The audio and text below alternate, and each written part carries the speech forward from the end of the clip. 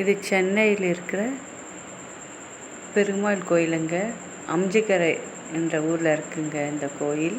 இந்த கோயிலுடைய அமைப்பானது ரொம்ப அழகாக இருக்குதுங்க. பார்க்கறதுக்கே கண்கொள்ளா காட்சியாக இருக்குதுங்க. இது கொடிமரங்க.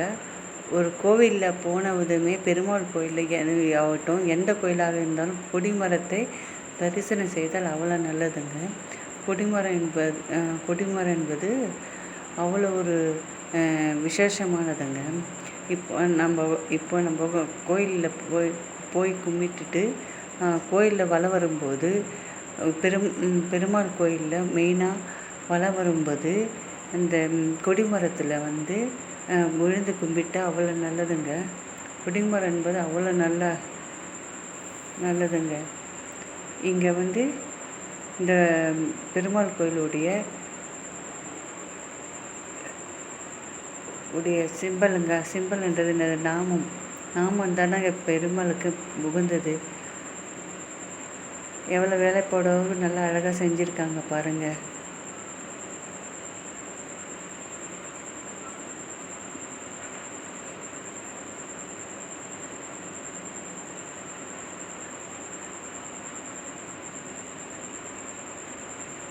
நீங்கள் எப்போயாவது போனீங்கன்னா அம்ஜிக்கரையில் இருக்கிற இந்த பெருமாள் கோயிலுக்கு போய் பாருங்கள், நல்லதுங்க. இந்த கோபுரத்தின் வழியாக உள்ளே வராதுங்க. இது உள்புறங்க, கோபுரத்துக்கு உள்புறங்க.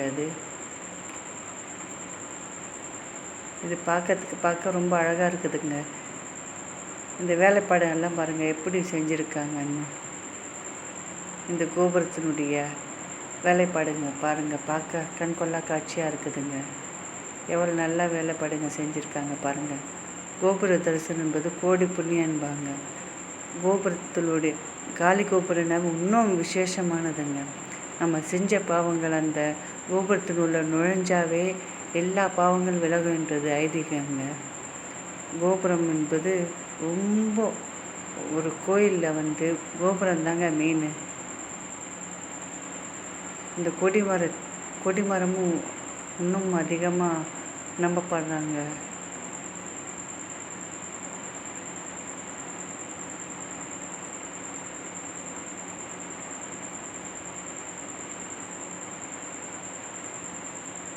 இந்த கோயிலை பார்க்க ரொம்ப அற்புதமாக இருக்குதுங்க.